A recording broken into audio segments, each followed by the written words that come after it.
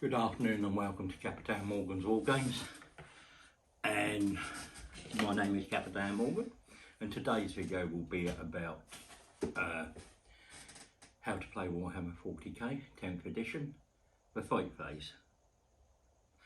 Before we get into that, if you like my content, please subscribe, hit the bell button to stay up to date with my content. More importantly, hit the like button because that helps the channel out immensely.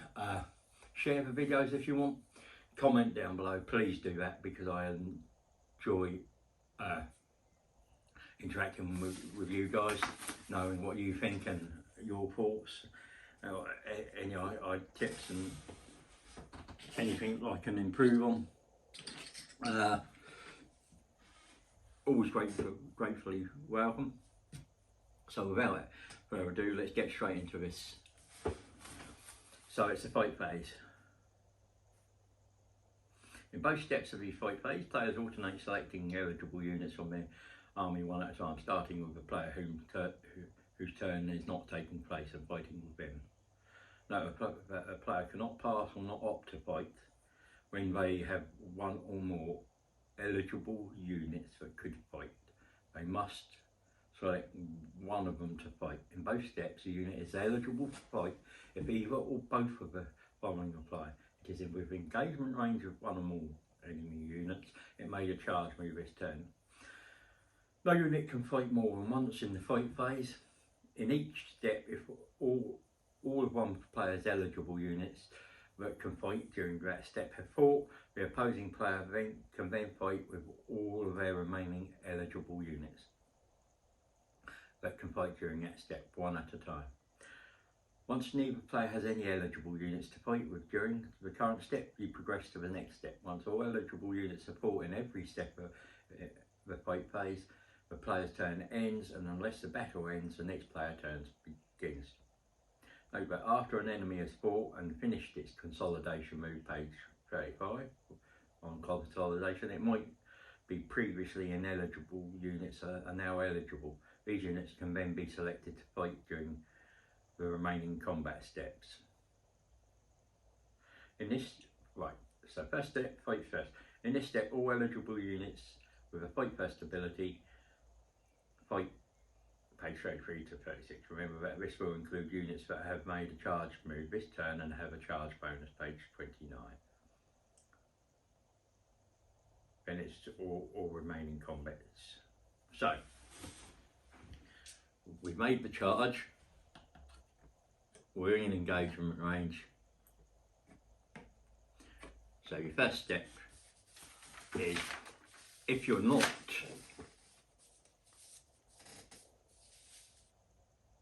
in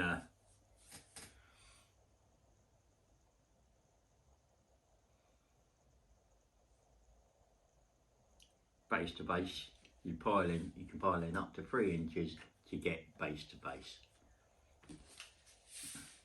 and you can only fight if you're like that. If it was like that, this one wouldn't get to fight, so it's only in base to base with another, so it's 2 rows deep.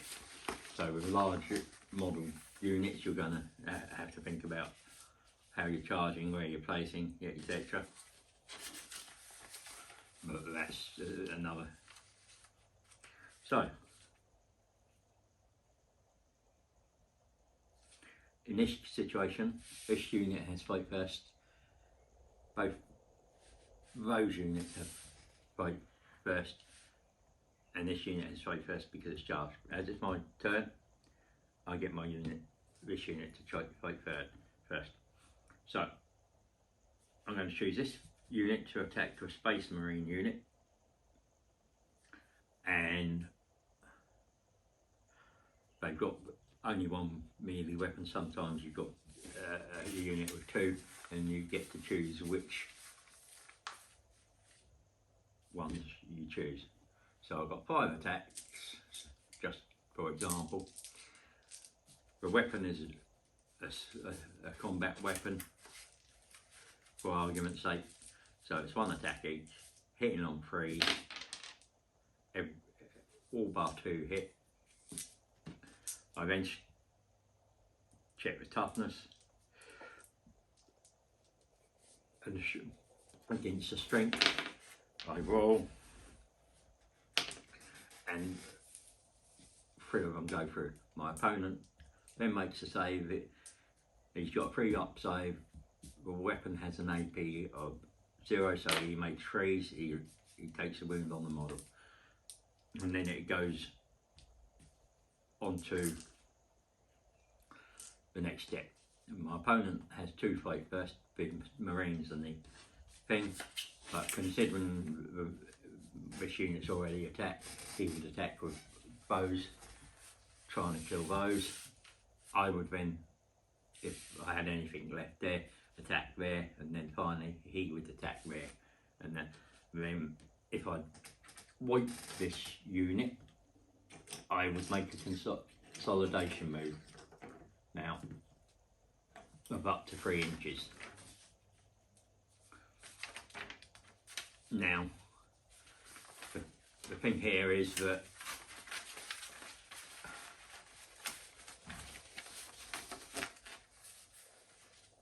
to make a consolidation move, I have to move closer to the enemy model and in base-to-base contact with an enemy model if possible.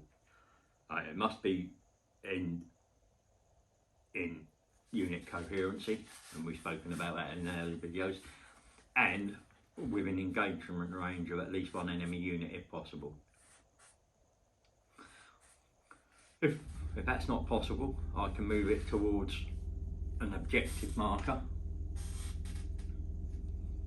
So, and again,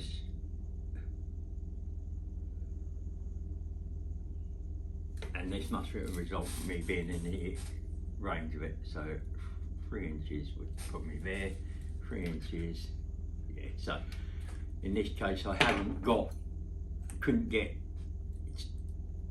with engagement range of these, but all I'm doing is I'm moving closer to that unit, but I am in range of the engage. But if I wasn't able to get in range of that objective marker, then I wouldn't be able to consolidate.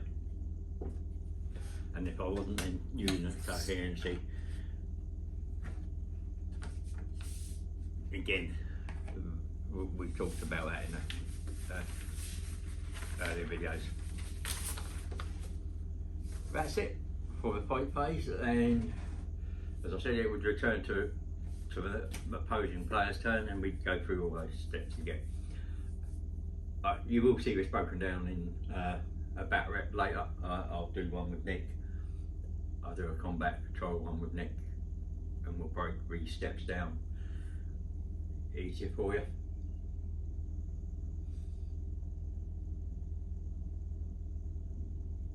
Remember, thank you for watching. If you've have enjoyed, please hit the like button, press the subscribe button, and hit the bell button to stay up to date with all my content. Also feel free to share anything you've enjoyed. Remember, everybody knows the dice are loaded.